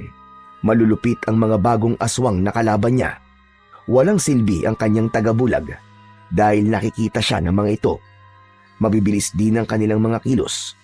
Medyo nahihirapan si Crisanto sa pagpaslang sa mga ito. Ilang sandali ang nakalipas ay biglang natigilan ng binata nang makakita ng ibang grupong pasugod sa mga aswang na kalaban niya. Pagdating ng mga ito ay agad na sumiklab ang laban. Nahati ang atensyon ng mga ito, kaya naman nagkaroon siya ng pagkakataong labanan isa-isa ang mga aswang. Mabilis siyang kumilos at kinilala ang mga aswang base sa suot nilang mga damit. Hinayaan niyang mabuhay ang mga aswang na bagong dating. Natalo nila ang mga malalakas na aswang. Hindi ko alam kung bakit kinakalaban niyo ang kapwa niyo aswang. Pero maraming salamat na iligtas niyo ako kahit hindi niyo intensyon. Umalis na ang aswang. Naiwang mag-isa si Crisanto. Sa mga sandaling yon ay bigla siyang kinutuban na baka mga rebelding aswang ang tumulong sa kanya. Mga aswang na hinawaan lang ng mga kasama ni Segundo. Gagawin ko ang lahat ng makakaya ko para mapalaya ang islang to sa kamay ng mga aswang. Tumindig siya at naglakad patungo sa ginagawang bulwagan ng mga aswang. Doon kasi nila ginagawa ang ritual ng pagyayanggaw at doon din sila namimili ng taong kakainin. Hindi agad lumapit si Crisanto sa bulwagan. Marami ng mga aswang doon, pero wala pa ang mga biyag nilang tao. Umakyat sa puno si Crisanto para hindi siya mapansin ng mga aswang. Doon ay malaya siyang nakakapagmasid sa paligid. Mula sa malayo ay nakita niya si Dolpo na nagmamasid lang din. Hindi lang pala si Dolpo ang taga-isla na naging aswang, kundi marami pa sila. Hindi niya alam kung kakampi pa rin ba nila ang mga ito o kalaban. May lumapit na aswang sa pinaka-leader. Narinig niyang sinabi nito ang tungkol sa kanya na hindi na siya mahanap. Galit na galit ang leader sa kanyang narinig. Pero ilang sandali lang ay huminga ito ng malalim at saka kumalma. Hayaan na ninyo. Wala rin naman siyang magagawa laban sa atin. Mamamatay lang siya kung susugod siya dito ng mag-isa. Mabuti pa ay tawagin mo na ang lahat para makapagsimula na tayo. Aalis na sana ang aswang, pero muli siyang tinawag ng pinuno. Dahil hindi ko mga biyag, ako ang pipili kung sino magiging pagkain ngayong gabi. Napagtanto ni Crisanto sa mga oras na yon, nakampante ang mga kalaban niya sa kanya. Akala ng mga ito ay mahina siya. Sa ganung paniniwala ay alam niyang hindi na siya pag-aaksaya ng oras ng mga ito. Kaya naman, agad niyang kinondisyon ang sarili. Nasimulan na ang planong paglipol sa mga aswang dahil hindi niya nakakayanin pa na may mamamatay sa mga kababaryo niya. Nakakaramdam siya ng matinding kaba at takot. Kaya naman, Nagdasal siya ng taimtim. Diyos ko, kayo na po ang bahala sa amin. Tulungan niyo po kaming labanan ng mga kampo ng demonyo. Huwag niyo po kaming pababayaan. Matapos magdasal, ay muling pumikit si Crisanto para pakinggan ang dagat. Muli, isang orasyon ang kanyang sinundan. Sinambit niya ang orasyon para sa proteksyon. Kinondisyon niya ang sarili hanggang sa maramdaman na niya ang paggapang ng init na nagmumula sa mutya ng sirena papunta sa buo niyang katawan. Nang magmulat na ng mga mata si Crisanto, ay nakita niya na ang grupo ng mga tao sa isla na naglalakad papunta sa bulwagan. Walang tali ang mga ito kasi kampante ang pinuno ng mga aswang na walang makakalabas ng buhay sa islang yon. Nakita din ni Crisanto si Isabel na binubulungan ang katabing lalaki. Nagtitinginan ng mga ito, kaya alam ni Crisanto na nagawa ng maayos ni Isabel ang iniutos niya rito. Nasa gitna ng bulwagan ang mga tao habang ang mga aswang naman ay nakapalibot sa kanila. Simulan na ang pagdarasal! Pagdarasal para sa punyong demonyo! Pwe! Lapastangan ka! Kayo ang lapastangan! Mga hayop kayo! Nilapastangan niyo ang buhay ng lahat dito! Matapang ka talaga, babae. Hanga ako sa'yo. Pero bakit ayaw mo sumanib sa amin? Yan tapang mo na yan. Magagamit ko yan sa mas mahusay na paraan kapag pumanig ka sa amin. Patayin mo na lang ako kaysa maging kapanalig niyo ako, mga hayop! At talagang ayaw mo? Sige, kung ayaw mo maging kakampi, pues, ituturing na kita ngayong kaaway. Sige mga kasama, lagyan ng busal ang bibig ng babaeng yan. Sige, lagyan mo! Wala akong pakialam. Pero bago mo malagyan ng busal ang bibig ko, gusto kong sabihin sa'yo, bumalik ka na sa impyerno! Manahimik ka!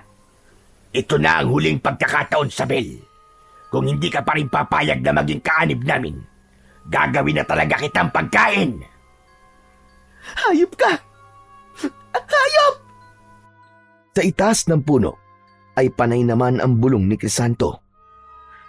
Grabe ang tapang ng babaeng to. Baka ikapahamak mo ang katabilan ng dila mo, Sabil. Ilang sandali pa, nakita ni Crisanto na nagsiluhod ang mga aswang sa puon nila. Nakatayo naman si Amang Segundo habang umuusal ng ritual. Nakapikit ang mga aswang. Yun ang hinihintay na sandali ni Crisanto. Bumaba siya sa puno at dahan-dahang lumapit. Nag-ingat siya ng mabuti upang hindi siya maramdaman ng mga aswang. Nang makalapit na siya, ay binilisan niya na ang pagkilos bago pa siya maramdaman ng mga ito. Agad niyang iwinasiwas ang hawak na itak at 2 aswang kagad ang natumba.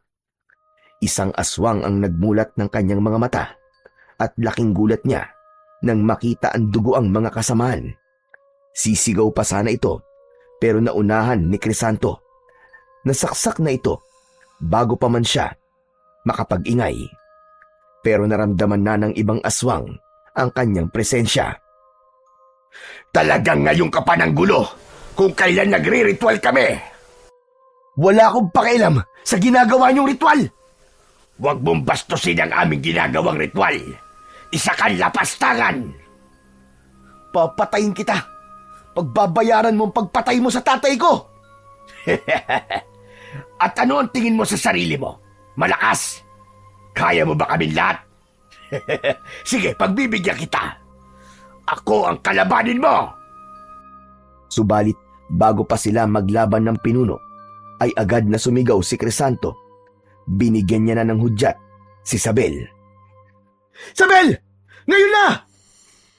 Nang marinig ito ng dalaga, ay kagad siyang tumayo. Tumakbo silang lahat kasama ang mga kalalakihan. Agad yung pinigilan ni Segundo. Magsitigil kayo sa pagtakbo! Kapag nahuli namin kayo, mamamatay na kayong lahat! Wala na kaming bubuhayin pa! Gawin niyo na ang dapat, Isabel! Ako nang bahala dito! Sige na! Mas binilisan pa ng mga tao ang pagtakbo. May ilang pumigil sa kanilang mga aswang. May ilan na nasugatan pero walang huminto. Pupunta sila sa kakawyan kung saan nakatago ang mga sibat. Hindi nila pinansin ang pag-aalburuto ng pinunong aswang at ang paghabol sa kanila ng mga aswang. Lahat ay sabik, lumaban para sa kanilang kalayaan. Walang yakan lalaki ka! Ang lakas ng loob mong gawin ito sa loob ng aking isla! Ang kapal ng mukha mong sabihin na sa'yo ang islang to! Sa amin to! Sa amin! At ipaglalaban namin ang aming tahanan! Laban sa inyo! Kahit na anong mangyari! Mga mahihina lang kayong nilalang! Wala kayong laban sa aming mga aswang! Talaga ba? Alam mo bang napasdan ko na ang ilan sa pinakamalalakas mong mga tauhan? Masyado mong minamaliit kasi ang kaya kong gawin. Halika na rito! Maglaban na tayo para matapos na ang kwento mo. Mayabang ka! Kung ganun, tignan natin kung hanggang saan ang yabang mo. Lalo mong pinahamak ang mga taong nandito. Sige mga alagad! Patayin ang lahat ng naiwang mga bihag! Nanlaki ang mga mata ni Crisanto sa narinig. Hindi niya inaasahan ang ganun pa siya mula sa lider. Ginamit niya ang kanyang bilis para tulungan ang mga tao na sinasalakay ng mga aswang. Humalakhak ng malakas si Segundo, pero nagulat ito nang makita si Dolpo at ang ibang mga nayanggaw nila. Kinakalaban ng mga ito ang kapwa nila aswang. Dolpo, traidor ka! Matapos mong traidorin ang mga kababayan mo, kami naman ang tatraidorin mo ngayon! Kahit kailan, hindi ko tinalikuran ng mga taga-isla. Pumayag lang ako maging aswang para may lakas akong patayin ka. Ikaw ang pumatay sa mag-ina ko, kaya't papatayin din kita! Dolpo, wag! Hindi mo siya kayang labanan! Crisanto! Ako nga to! Iligtas mo mga kababayan natin! Ako na ang bahala sa matandang aswang na yan! Salamat! Salamat at buhay ka, Crisanto! Maya-maya pa ay dumating na sina Sabel at ang lahat ng mga kalalakian. May bitbit silang mga sibat. Subalit bago pa makalapit ang dalaga ay nakita niya ang isang aswang na sumugod mula sa likuran ni Dolpo. Dolpo! Sa likod mo! Sa pagsigaw ni Sabel ay napalingon sa likod si Dolpo. Nakita niya ang aswang na pasugod sa kanya. Mabilis siyang nakailag. Tinulungan naman ni Crisanto si Dolpo at tinaga ang aswang. Handang-handa na ang lahat na ipaglaban ang kanilang isla. Maging si Sabel ay handa na ring makipagpatayan. May pagtanggol lang ang mga walang kakayahang lumaban. Ang pinuno naman ng mga aswang ay halos magwala sa galit, lalo na nang makitang marami na ang mga namatay. Nakapanalig nitong aswang. Mga inutil! Nasa na ang ibang mga alagad ko? Huwag ka nang maghanap! Inisa-isa ko na mga inaasahan mong alagad! Patay na silang lahat! Hindi maaari! Hindi maaari! Isuko mo na ang buhay mo para hindi ka na mahirapan! Papatayin kitang walang hiya ka! Sumugod ang pinunong aswang habang nakaumang ang mahahabang kuko nito. Nagpalit anyong halimaw ito, pero hindi nagpadaig si Crisanto. Kayang-kaya niyang sabayan ang galaw ng kanyang kalaban kahit gaano pa ito kabilis. Ang ibang mga aswang naman ay nagpalit anyong uwak at balak ng tumakas. Dumampot ng bato si Dolpo at ibinala sa tirador na palagi nitong dala. Tinirador nito ang mga uwak kaya bumabagsak ang mga ito sa lupa. Hindi ako papayag na ikaw lang ang sisira sa plano kong pagpaparami ng lahi. Papatayin kita! Hindi rin ako papayag na makapag-asika pa ng lagim sa islang ito at sa iba pang mga lugar. Katapusan mo na! Akmang itatarak na sana ni Crisanto ang itak sa dibdib ni Segundo, pero nakapagpalit ito sa anyong uwak at lumipad para tumakas. Tumatakas na ang duwag na pinuno! Tumatakas na siya! Bumalik ka dito! Duwag na aswang! Walang nagawa si Crisanto. Maya-maya pa ay napatingin ito sa kanyang kaibigan. Dolpo! Ang tirador mo! Ihagis mo sa akin! Dali! Hinagis ni Dolpo ang tirador nito papunta sa kaibigan niyang si Crisanto. Agad niya naman itong nasalo. Dumampot siya ng mga bato bago mabilis na tumakbo para sundan ang halimaw. Sa liksi ng pagkilos niya ay mabilis niyang narating ang dagat. Patawid na sa dagat ang uwak. Tumataas ang lipad nito pero nakikita pa rin niya ang pagkampay ng pakpak nito kahit sa dilim. Tumatakas na ang halimaw, Crisanto! Nakikita ko sila! Nasa itaas! Huwag kang mag-alala, Dolpo. Malinaw ko din silang nakikita. Akong bahala. Asintado ko sa paggamit ng tirador tulad mo. Tama na nga kayabangan mo, Crisanto. Tiradurin mo na ang aswang dahil kapag hindi mo siya tinamaan, ikaw ang titiradurin ko! Inasinta ni Crisanto ang uwak nang makitang malayo na ito sa pangpang. Sa tulong na din ng mutya ay malinaw niyang nakikita ang uwak sa dilim. Mas malakas din ang puwersa niya kaya nang pakawalan niya ang bato ay tumama pa rin yun sa ibon kahit malayo na ito. Bumagsak ito sa tubig alat. Ilang sandali lang ay nalapnos ang katawan ng aswang hanggang sa tuluyang naglaho. Nagsigawan sa tuwa ang mga taong nakasaksi nito. Ang mga aswang naman nakapanalig ni Segundo ay nagliparan sa iba-ibang direksyon. Muling nilagyan ng bato ni Crisanto ang tirador. Nakapatay pa siya ng 3 aswang habang ang aswang na lumipad sa ibang direksyon ay tuluyan ng nakatakas. Pare, ang galing mo! Lalapitan sana ni Dolpo ang kaibigan at yayakapin pero pinigilan siya ni Crisanto. Teka, Dolpo, huwag kang yumakap sa akin kung ayaw mo malitsyon. Natigilan si Dolpo. Saglit niyang nakalimutan ang kanyang pagkatao ngayon. Pero hindi napigilan noon ang tuwa niya sa pagliligtas sa kanila ng kanyang kaibigan at sa taglay na kapangyarihan nito. Hanep, ang angas mo na, pre. Antingero ka na pala. Paano nangyari yun? Nung huli tayo magkita normal na tao ka pa. Mahabang kwento, pare. Pero ikaw, bakit aswang ka na? Biglang nalungkot ang mukha ni Dolpo. Napatitig ito kay Crisanto bago magsalita. Ito lang ang naisip kong paraan para makaganti sa mga aswang. Ang maging katulad nila. Nagpaplano nga kaming labanan sila kaya pumayag kaming maging aswang. Swerte nyo. Hindi kayo kinain ng kasamaan. Kahit na naging aswang kayo, ay nakakapag-isip pa rin kayo ng matino. Muntik na, pre. Pero yung anak at asawa ko ang naging lakas ko. Ako naman ang naging lakas ng mga kasama kong to. Kaso, madami rin sa naging aswang ang kinain na ng kasamaan. Tulad na lang ni Toto.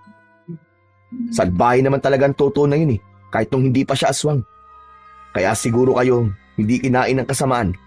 Kasi, mabuti ang puso nyo. Teka nga, so plano lang pala ang lahat. Kunwaring umanib ka sa mga aswang, pero balak mong kalabanin sila, Dolpo. Bakit di mo sinabi sa akin ang plano mo?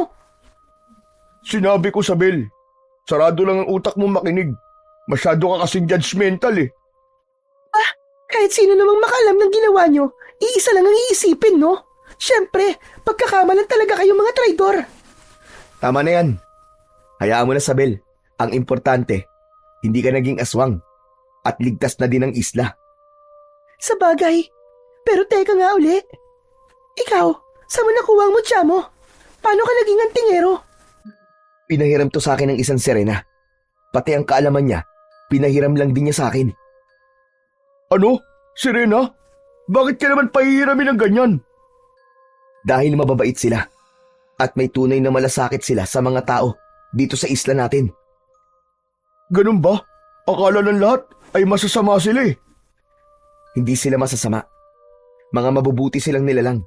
Basta't hindi lang natin sila sasaktan o sisirain ng dagat. Ngayon tapos na ang problema natin sa mga aswang. Isusoli mo na ba yan, ha? Oo, hindi ko pwedeng angkinin ng bagay na to dahil hindi naman to sa akin Kailangan ko magpasalamat sa kanya dahil sa pagpapahiram nito sa akin at sa paggabay niya sa akin sa pakikipaglaban. Pare, wag mo nang isoli yan. Ha? Bakit?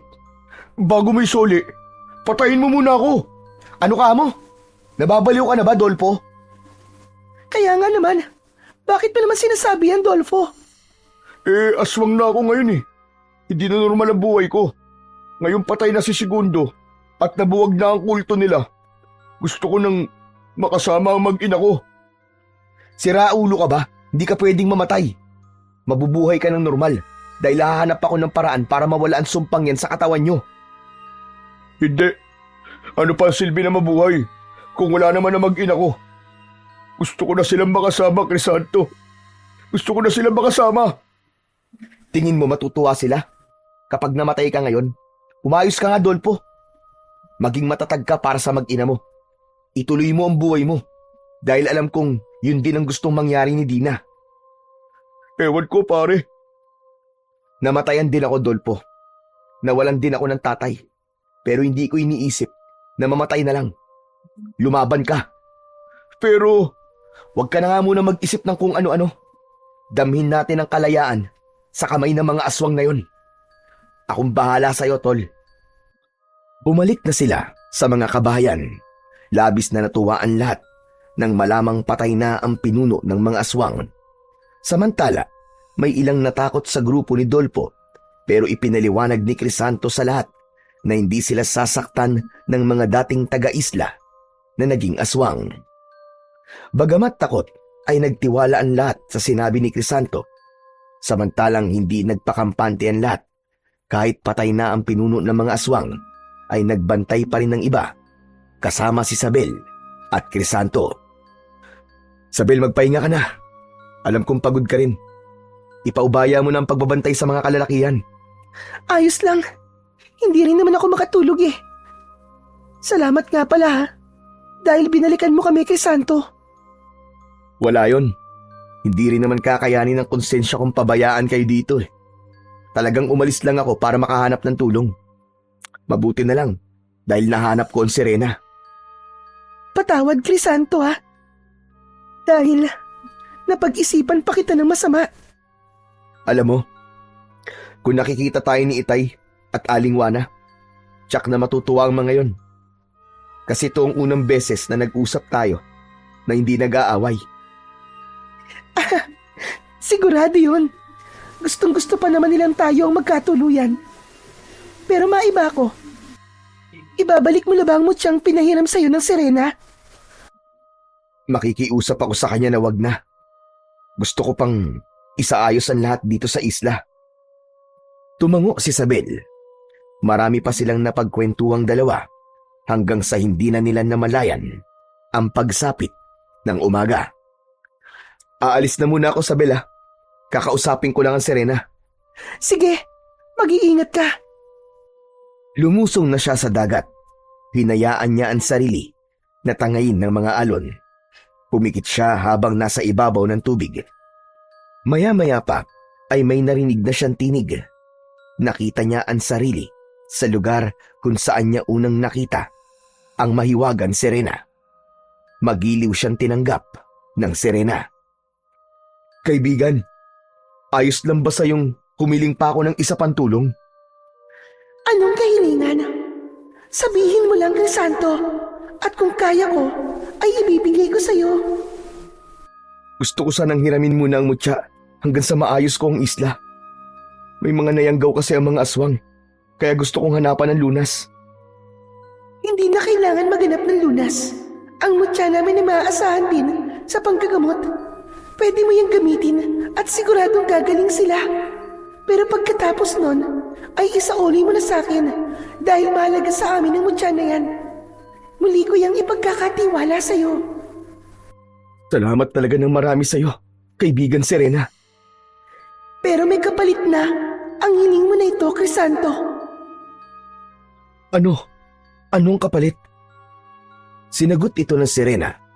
Bahagyang naguluhan si Crisanto, pero maya-maya pa ay pumayag na rin. Handa siyang magsakripisyo, alang-alang sa kanyang mga kasamaan. Samantala, ibinahagi na sa kanya ng Serena kung paano niya magagamit ang mutya sa panggagamot.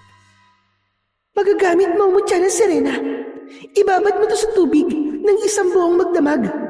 Dasalan mo bago ipainom sa kanila. Ganun lang pala kadali ang lahat. Salamat talaga. Salamat sa tulong mo, kaibigan Serena. Pagbalik niya sa kubo, ay ginawa kagad niya ang bilin ng Serena. Ibinabad niya ang mutya sa tubig at pagkatapos ay hinayaan muna niya para mababad ng matagal.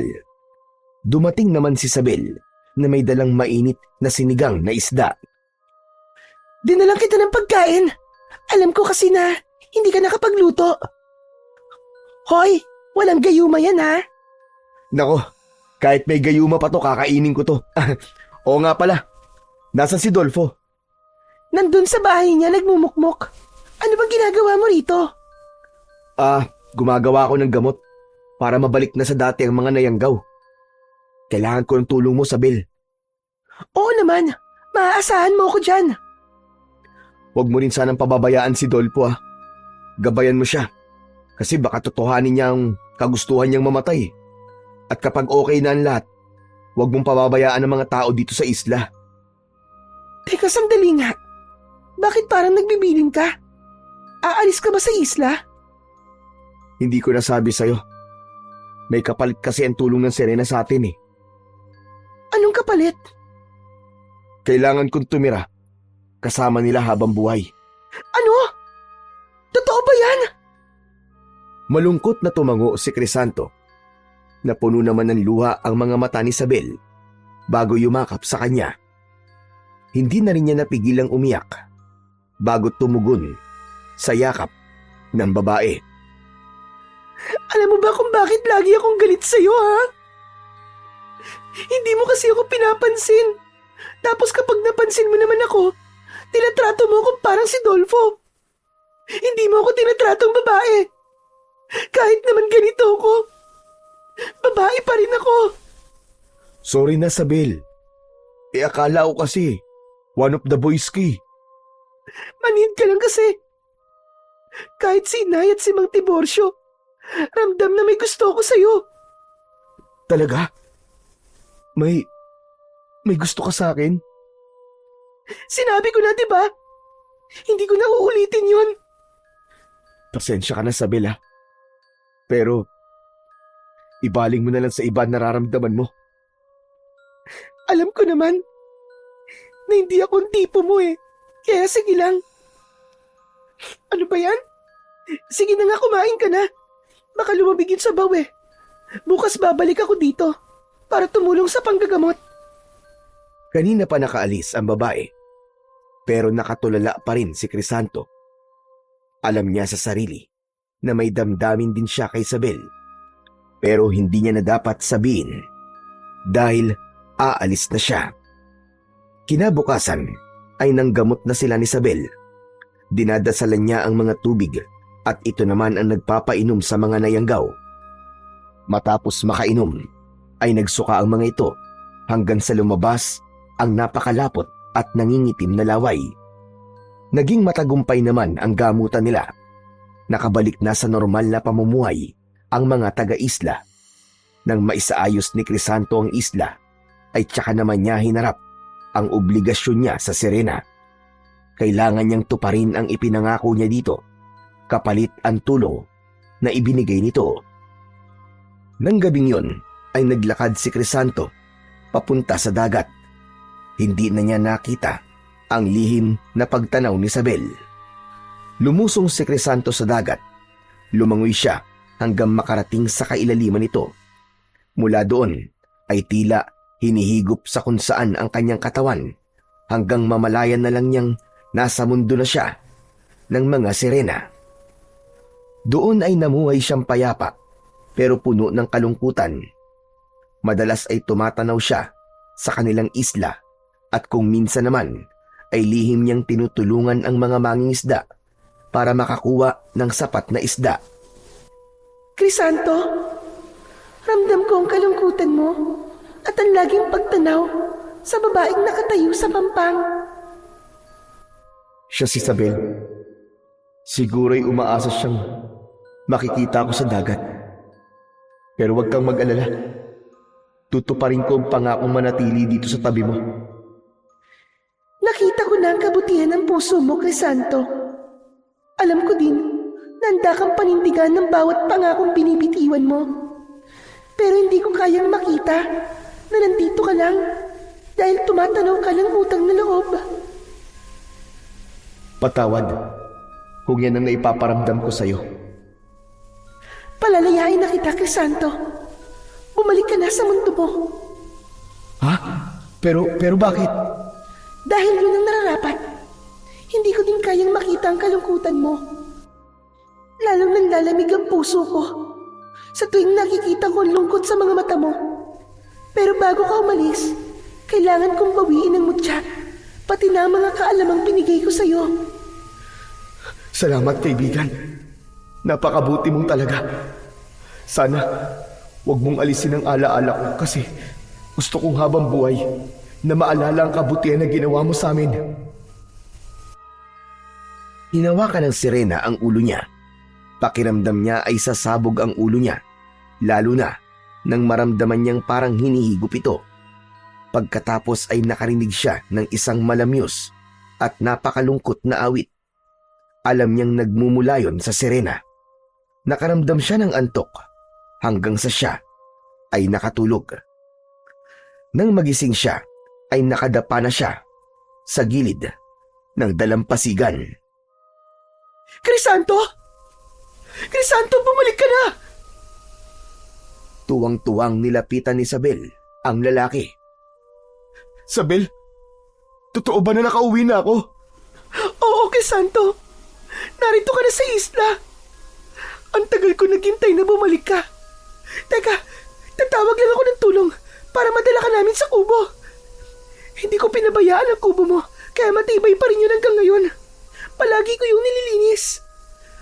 Huwag ka na magtawag ng tulong. Kaya ko ang sarili ko, Sabel. Sige, aalalayan kitang tumayo. Inalalayan siya ni Sabel hanggang sa paglalakad. Dinala siya nito sa kubo. Nagtataka naman ang mga taong nakakakita sa kanila. Sabel, sino yung kasama mo? Dolpo, tulungan mo ako. Dali natin sa kubo si Crisanto. Ha? Si Crisanto na yan? Ano nangyari sa kanya? Mabilis na lumapit si Dolpo at tinulungan si Sabel na madala siya sa kubo. Inihiga siya sa papag at pagkatapos ay binigyan ng maiinom. Penging kape. Miss na miss ko na talaga ang kape. Langya, Crisanto. Ikaw nga yan. Ano nangyari sa'yo? Bakit mukha kang ermitanyo? Ang haba ng balbas at bigote mo, pre ah. para kang bigis ah. Kinapa niya ang baba at napagtantong nagsasabi nga ng totoo si Dolpo. Pati ang buhok niya ay mahaba din, kaya nagtataka siyang bumaling kay Isabel na nagtitimpla ng kape. Grabe ka, Dolpo. Di mo ako nakilala, buti pa si Isabel. Nakilala ka agad ako. Makikilala ka talaga niyan. Mahal na mahal ka niyan eh. Uy! Bakit ako? Di mo ba ako mahal? Tama ka na nga. Ang corny na joke mo. Kita mo to, ikaw ang nauna eh. Di naman ako nagbibiro eh. Mahal ka naman talaga ni Isabel eh. Pero teka, ano ba kasing nangyari? Bakit nawala ka? Kung saan kita hinanap, ang hirap pa naman kapag wala ka. Halos 1 taong ka ding nawala ah. Miss na miss ka namin, Crisanto. Tama na nga, Dolpo. Nakakadiri ka na. Hindi nga. Ano nga ba nangyari sa'yo? Umiling na lang si Crisanto at sinabing wala siyang naaalala. Kailangan niyang magsinungaling para hindi na muling maungkat pa ang tungkol sa Serena. Tanging si Isabel lang kasi ang sinabihan niya na ang kapalit ng pagtulong ng Serena ay ang pagsama niya sa mundo nito.